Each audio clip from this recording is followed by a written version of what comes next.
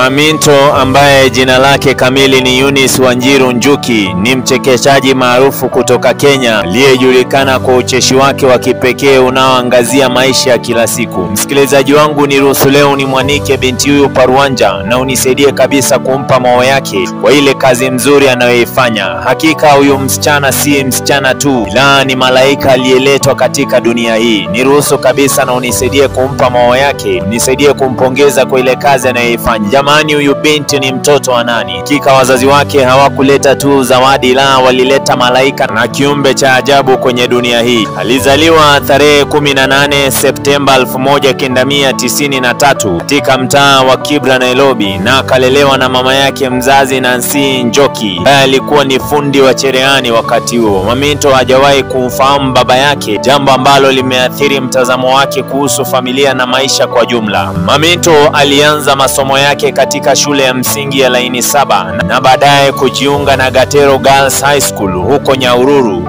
Hata hivyo, alihamishwa hadi Singala Mixed Secondary School katika mtaa wa Kibra ambako alikamilisha elimu yake ya sekondari mnamo mwaka 2011. Mnamo mwaka 2015 alijiunga na chuo kikuu cha Mount Kenya kusomea diploma ya maendeleo ya jamii. Ni wakati huu ambapo aligundua kipaji chake cha ucheshi na baadaye kushiriki katika onyesho la vipaji chuoni ambapo alifanya ucheshi wa kusimama jukwani kwa mara ya kwanza na kupata mapokezi mazuri kutoka kwa hadhira. Baada ya kukamilisha masomo yake, Minto alijaribu kutafuta ajira kama mfanyakazi wa jamii lakini hakufanikiwa. Hii ilimpelekea kujaribu bahati yake katika ucheshi na kujiunga na majaribio ya Churchill Show. Ingawa alikumbana na changamoto za kujiamini na uwepo wa jukwaa, hatimaye alikubaliwa na kuanza kujulikana katika tasnia ya ucheshi nchini Kenya. Minto amekuwa mfano wa kuigwa kwa wanawake wengi katika tasnia ya ucheshi, huku akifanya maonyesho katika matamasha mbalimbali barani Afrika, ikiwa ni pamoja na Kigali International Comedy Festival na Seka Festival. Mnamo mwaka 2018 alionekana katika kipindi cha televisheni cha Anthony Bourdain na Parts Unknown kilichorushwa na CNN. Kwa sasa Maminto ni mchekeshaji wa kike mwenye wafuasi wengi zaidi barani Afrika kwenye mitandao yake ya kijamii. Msikilizaji wangu, nisaidie kabisa kumwongera binti huyu, nisaidie kumpongeza na unisaidie kumpa heko. Sikiliza Maminto, kutoka kwa tasnia mzima ya Sauti ya Dhahabu tunakuenzi sana, kutoka kwetu tunakuongera sana. Maisha marefu tunakutakia, zile ndoto zako zote zikaweze kutimia. Hii